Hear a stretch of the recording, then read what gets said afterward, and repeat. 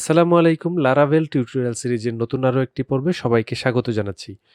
গত ২ পর্বে আমরা দেখেছিলাম কিভাবে আমরা লারাভেল কোয়ারি বিল্ডারের মাধ্যমে এবং লারাভেল মডেলের মাধ্যমে আমাদের ডাটাবেজে ডাটা ইনসার্ট করতে পারি। আপনি যদি সেই ভিডিওটি মিস করে থাকেন তাহলে ডেসক্রিপশনে লিংক দেয়া রয়েছে, সেখান থেকে দেখে আসতে পারেন। আজকে আমরা দেখব কিভাবে আমরা আমাদের ডাটাবেস থেকে ডাটা একজন ইউজারের জন্য আমরা শো করাতে পারি। এজন্য আমি বরাবরের মতো আমার লারাগন সার্ভারটি স্টার্ট করে নিয়েছি এবং এখন আমি আমার রুট ফোল্ডারে প্রবেশ করব। এখানে আমরা নতুন প্রজেক্ট নামে একটা প্রজেক্টের মধ্যে কাজ করছিলাম। আমি এই প্রজেক্টটিকে আমার কমান্ড প্রম্পটে ওপেন করব। দেন আমি এটাকে আমার কোড এডিটরে ওপেন করে নিব এবং এইখানে আমরা গত যে পর্বগুলো ছিল সেই পর্বগুলোর মধ্যে আমরা যেটা করেছিলাম কন্ট্রোলারের মাধ্যমে আমরা যদি একটু ইউজার কন্ট্রোলারটাকে দেখি, এখানে আমরা একটা ভিউর মাধ্যমে আমরা প্রথমে ডিবি ক্লাসকে ব্যবহার করে ডাটা ইনসার্ট করেছি, অর্থাৎ কোয়ারি বিল্ডারের মাধ্যমে। আর পরবর্তীতে আমরা লারাভেলের মডেল ইউজ করে আমাদের ডাটাবেজে ডাটা ইনসার্ট করেছিলাম। আজকে আমরা এই যে ইনসার্টের যে ডাটাগুলো আছে সেই ডাটাগুলো আমরা আমাদের ফ্রন্ট এন্ডে অর্থাৎ আমাদের ইউজারের জন্য আমরা শো করার চেষ্টা করব। তো এজন্য আমরা বরাবরের মতো এখানে যেহেতু ক্রিয়েট করার ক্ষেত্রে আমরা একটা ফর্ম তৈরি করার জন্য একটা ভিউ ক্রিয়েট করেছিলাম, সেক্ষেত্রে আমার এই ডাটাগুলো যাতে আমার ব্রাউজারে দেখা যায় সেই জন্য আমি আরেকটা ভিউ তৈরি করে নিব। আর আমরা জানি যে কোনো একটা ভিউ তৈরি করে সেটা শো করানোর জন্য অবশ্যই একটা রাউটের প্রয়োজন হয়। আমি একইভাবে একটা রাউটও তৈরি করে নিব। তো এই জন্য আমি আমার যে গেট রাউটটা আছে সেই গেট রাউটটাকে আমি কপি করে নিলাম। কারণ হচ্ছে এখানে আমরা যেহেতু কোনো রিকোয়েস্ট করব না, আমাদের ডাটাবেজের ডাটাটা সরাসরি আমাদের ইউজারদের জন্য শো করবে। এজন্য আমরা একটা গেট রাউট ব্যবহার করব এবং ইউজার্স থেকে আমি যে কোনো একটা কিওয়ার্ড এখানে দিতে পারি, অথবা আমি কোনো কিওয়ার্ডই দিলাম না। সেক্ষেত্রে আমরা যেটা করব, ইউজার কন্ট্রোলারের একটা মেথড ব্যবহার করব যে মেথডটার নাম হচ্ছে ইনডেক্স। কারণ ইনডেক্স মেথডটা আমার বাই ডিফল্ট এখানে তৈরি করা আছে। এজন্য আমি ইনডেক্স মেথডটাকেই ব্যবহার করব। আপনি অন্য যে কোনো নামে মেথড তৈরি করে সেটা ব্যবহার করতে পারেন। তো আমি প্রথমেই এই যে ইনডেক্স নামে যে মেথডটা আছে এটার মধ্যে একটা ভিউকে রিটার্ন করব। আমি ইউজার্স ফোল্ডারের মধ্যে কাজ করছি এবং সেইখানে আমি তাহলে ইনডেক্স নামে একটা ভিউ তৈরি করব বা ফাইল তৈরি করব, যে ফাইল থেকে মূলত আমার ডাটা শো করবে। তো জন্য আমি এখানে আমরা সরাসরি এই রাউটে চলে যাব এবং এই রাউটটাতে যদি আমরা এখন যাই, তার আগে আমি যদি আমার লারাভেল যে প্রজেক্টটা আছে সেটাকে সার্ভ করে নেই। সার্ভ করে নেওয়ার পরে এখন আমরা যদি এখান থেকে আমাদের প্রজেক্টের যে ভিউটা সেটা যদি একটু দেখি, আমাদের এখানে লারাভেলের যে ডিফল্ট ভিউটা আছে সেটা শো করছে এবং এইখানে আমরা আমাদের যে ইউজার্স যে রাউটটা মাত্র তৈরি করলাম সেটা কিন্তু এখন পাচ্ছে না। কারণ হচ্ছে আমি ইনডেক্স নামে যে ভিউটা দেখিয়ে দিয়েছি সেই ভিউটা কিন্তু এখনও নাই। তো আমি এখানে রিসোর্সের মধ্যে ভিউতে গিয়ে ইউজার্সে যাব, দেন আমার যে কাঙ্ক্ষিত ফাইল সে ফাইলটা তৈরি করব index.blade.php। তৈরি করার পর আমি এখানে যে কোনো একটা স্ট্রাকচার দিতে পারি। সাপোজ আমি HTML এর স্ট্রাকচারটা নিয়ে আসলাম এবং স্ট্রাকচার নিয়ে আমি এখানে কিছু একটা টাইটেল দিয়ে দিলাম। আমি চাচ্ছি যে আমার এই জায়গার মধ্যে ডাটাবেজের ডাটাগুলো শো করবে। আমি যদি একটু আমার PHP myadmin এইটাকে আমি একটু ব্রাউজ করি, ব্রাউজ করার পর আমাদের এখান থেকে অবশ্যই এখানে লগ ইন করে নিতে হবে এবং লগ ইন করার পরে আমরা যদি একটু আমাদের যে ডাটাবেসটা আমরা ক্রিয়েট করেছিলাম নতুন প্রজেক্ট নামে, এটার ইউজার্স টেবিলে যাই, এখানে আমাদের 2টা ডাটা আছে, অর্থাৎ এখানে 2টা র আছে। এই রগুলো আমরা চাইলে আমাদের ডাটাবেস থেকে নিয়ে আমাদের এইখানে আমরা শো করতে পারবো। এখন কিন্তু এটা এরর দেখাচ্ছিল, আমরা একটু রিলোড দিলে এটা ব্ল্যাঙ্ক দেখাচ্ছে। কারণ হচ্ছে কি, আমাদের এই ফাইলে শো করার মতো কোনো কিছু নাই। আমাদের এখানে অল ইউজার্স টাইটেলটা আছে যেটা আসলে এই উপরে শো করছে। তো এখন আমরা যদি এই ডাটাটাকে শো করতে চাই, অর্থাৎ আমাদের এই যে ডাটাটা আছে এটা যদি আমরা শো করতে চাই, সেক্ষেত্রে আমাদেরকে কন্ট্রোলারে চলে যেতে হবে এবং কন্ট্রোলারে এসে আমরা যেটা করব, আমরা এখানে ইউজার্স নামে একটা ভেরিয়েবল নিব, অথবা যে কোনো নামে আপনি নিতে পারেন। আমি ইউজার্স নাম ব্যবহার করলাম। ইউজার্স নামে ভেরিয়েবল নিয়ে আমি সেখানে ইউজার ডাবল কোলন অল, অর্থাৎ আমার যে এখানে ইউজার মডেলটা আছে সেই মডেলটাকে ব্যবহার করে আমরা এর আগে কি যেটা করেছিলাম, ক্রিয়েট মেথডের মাধ্যমে আমরা ডাটা ইনসার্ট করেছিলাম। আমি চাচ্ছি আমার ডাটাবেজের যে ইউজার্স টেবিল আছে সেই টেবিলের মধ্যে যতগুলো রো আছে সেই রোগুলো নিয়ে আসব।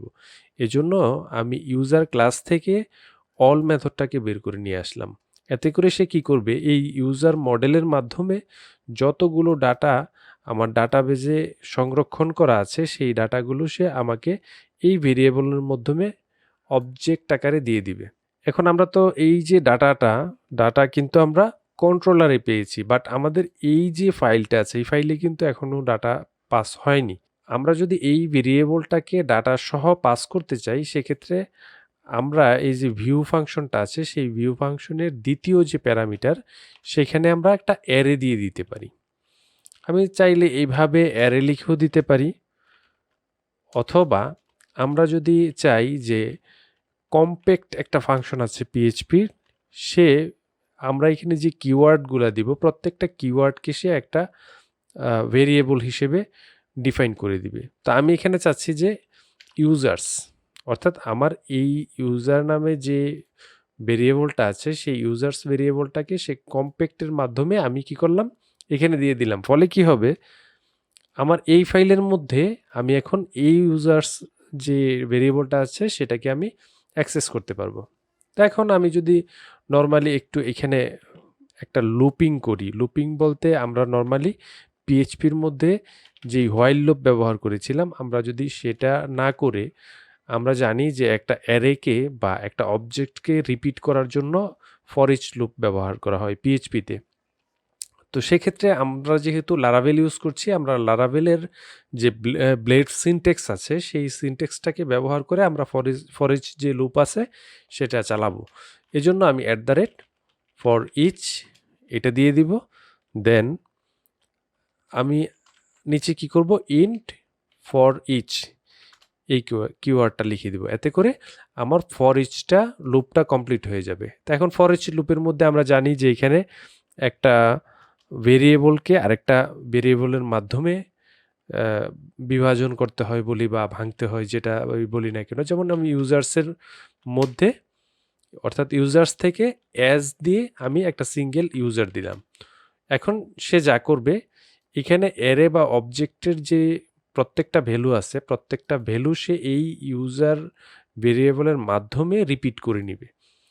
তা আমি যদি একটু এখানে একটা ইউএল ব্যবহার করি অথবা এলআই ব্যবহার করি, যাই ব্যবহার করি না কেন, আমি এখানে একটা এলআই ব্যবহার করলাম এবং এলআইয়ের ভিতরে আমি এই যে ব্লেড সিনটেক্স আছে এই ব্লেড সিনটেক্সের মাধ্যমে ইউজার থেকে আমি চাচ্ছি যে নেমটা রিপিট হবে। অর্থাৎ আমাদের এই যে ডাটাবেজের মধ্যে শুধু নেম আছে এই নেমটা আমি এখানে রিপিট করতে যাচ্ছি। তাহলে আমি যেটা করলাম, একটা ফর ইচ লুপ ব্যবহার করলাম এবং ফর ইচ লুপের ভিতরে আমরা জানি যে একটা ভেরিয়েবলকে বা আমরা যেই অ্যারেটা নিয়েছি বা অবজেক্ট নিয়েছি সেই অবজেক্টটাকে দিয়ে দিতে হয় এবং সেই অবজেক্টের মধ্যে বা অ্যারের মধ্যে যে মাল্টিপল ভ্যালু থাকে প্রত্যেকটা ভ্যালু পাস করার জন্য অ্যাজ দিয়ে আরেকটা ভেরিয়েবল দিয়ে দিতে হয়। তা আমরা সেই কাজটাই এখানে করেছি এবং আমাদের ডাটাবেজের যে নেম আছে সেই নেমটা এখানে রিপিট হবে। আমরা যদি একটু আউটপুটটা এখানে দেখি, অল ইউজার্স একটু রিলোড দিলে আমরা এখানে দেখতে পাচ্ছি যে আমাদের যে দুইটা ডাটা এখানে আছে সেই ডাটাগুলো এখানে শো করছে। তো সেমভাবে আমরা যদি এখানে একটু হাইফেন দিই, ডট দিয়ে আমরা একটু এখানে হাইফেন দিলাম, হাইফেন দিয়ে আমরা যদি এখানে আবার চাই যে ইউজারের ইমেলটা নিব, সেক্ষেত্রে ইউজার এই যে অবজেক্টটা আছে এখন এই ইউজার অবজেক্ট থেকে আমি আবার ইমেলটাকে নিয়ে নিলাম। যেহেতু এটা একটা অবজেক্ট এই জন্য আমরা এইভাবে ব্যবহার করলাম। তো এখন যদি আমরা একটু রিলোড দিই আমরা একটা সিনটেক্স এরর পাচ্ছি, আমাদের কোথাও টাইপিং মিস্টেক হয়েছে। এই যে যেমন এখানে আমি ডট দিয়ে কনকেট করেছি, আমরা এখানে কনকেট করেই নেই, এই কারণে আমরা এরর পাচ্ছি। তো আমি যদি একটু প্রপারলি কনকেট করি সেক্ষেত্রে এখানে রিলোড দিই আমরা দেখতে পাচ্ছি যে নামের পাশাপাশি ইমেলগুলো শো করছে। আমাদের এই যে এখানে ইমেল যা আছে এগুলো এখানে শো করছে। সো এইভাবে আমরা চাইলে আমাদের যে ডাটাবেজ আছে ডাটাবেজ থেকে আমরা ডাটা নিয়ে আসতে পারবো। একই কাজ আমরা চাইলে কোয়ারি বিল্ডারের মাধ্যমেও নিয়ে আসতে পারবো। যেমন আমরা এখানে ইউজার মডেল ব্যবহার করেছি। আমরা যদি একটু আমাদের লারাভেল ডকুমেন্টেশনে যাই এবং ডকুমেন্টেশন থেকে আমরা যদি একটু কোয়ারি বিল্ডারে যাই, আমরা কোয়ারি বিল্ডারে আসার পরে আমরা এখানে যদি একটু দেখি যে সিলেক্ট স্টেটমেন্ট, অর্থাৎ আমরা কি কি সিলেক্ট করতে চাচ্ছি অথবা কোন কোন ডাটা নিয়ে আসতে চাচ্ছি। যেমন এই যে এখানে সিলেক্ট দেয়া আছে, যেমন আমি এখানে যদি ব্যবহার করি যে ডিবি টেবিল, অবশ্যই একটা টেবিলের নাম দিয়ে দিতে হবে, অর্থাৎ আমি কোন টেবিল থেকে ডাটা নিয়ে আসব। সেক্ষেত্রে বলতে পারি ইউজার্স, আমি ইউজার্স টেবিল থেকে নিয়ে আসতে পারবো। আমি যদি এখন গেট দেই, আমি কি করলাম, শুধুমাত্র গেট দিয়ে দিলাম, আর কোনো কিছুই দেই নাই, তাহলে সে যেটা করবে যতগুলো ইউজার আছে অর্থাৎ ইউজার্স টেবিলের যত ডাটা আছে সবগুলোই সে নিয়ে আসবে। এবং আমি যদি এখন রিলোড দেই, সে আমাকে এখানে একটা এরর দিচ্ছে, কারণ আমরা জানি যে এই যে ডিবি ক্লাস যেটা আছে সেটাকে ইম্পোর্ট করে নিতে হবে। অবশ্যই আমি ডিবি ক্লাসটাকে এখানে ইম্পোর্ট করে নিব এবং ইম্পোর্ট করে নেওয়ার পরে আমরা জাস্ট এখানে ডিবি যে ক্লাস আছে সেটাকে ইম্পোর্ট করে নিলাম এবং এখানে আরেকবার একটু রিলোড দিলাম। আমরা সেম রেজাল্ট কিন্তু আমরা দেখতে পাচ্ছি। কারণ কি? কারণ হচ্ছে আমরা যেই কাজটা মডেলের মাধ্যমে করেছিলাম সেই একই কাজ আমরা কোয়ারি বিল্ডারের মাধ্যমেও করতে পারবো এইভাবে। তবে মডেলের মাধ্যমে যদি আমরা ব্যবহার করি তবে আমাদের কোড কিন্তু অনেকটাই কমে যায়। যেমন আমাকে এইখানে বারবারে টেবিলের নামটা কিন্তু দিয়ে দিতে হচ্ছে না, এবং বিভিন্ন সময়ে আমরা আরও অনেক সুবিধা দেখব যে সুবিধার জন্য আমরা মূলত আমাদের যে মডেল আছে সেই মডেলের মাধ্যমে আমরা ডাটাবেজের সাথে ইন্টারেক্ট করার চেষ্টা করব। সো এই ছিল আজকের ভিডিও। আমরা আজকের ভিডিওতে দেখলাম যে কিভাবে আমরা মডেলের মাধ্যমে ডাটাবেস থেকে ডাটা নিয়ে আসতে পারবো, এবং আমরা দেখলাম যে কোয়ারি বিল্ডারের মাধ্যমে কিভাবে আমরা ডাটাবেস থেকে ডাটা নিয়ে আসতে পারবো। আমি দুইভাবেই আপনাদেরকে দেখানোর চেষ্টা করলাম। আপনারা যেভাবে ইচ্ছা সেভাবেই ডাটাবেস থেকে ডাটা নিয়ে আসতে পারবেন বলে আমার বিশ্বাস। তো পরবর্তীতে আমরা নতুন আরও কোনো একটা টপিকস নিয়ে আলোচনা করব। সেই পর্যন্ত সবাই ভালো থাকবেন, সুস্থ থাকবেন। আল্লাহ হাফিজ।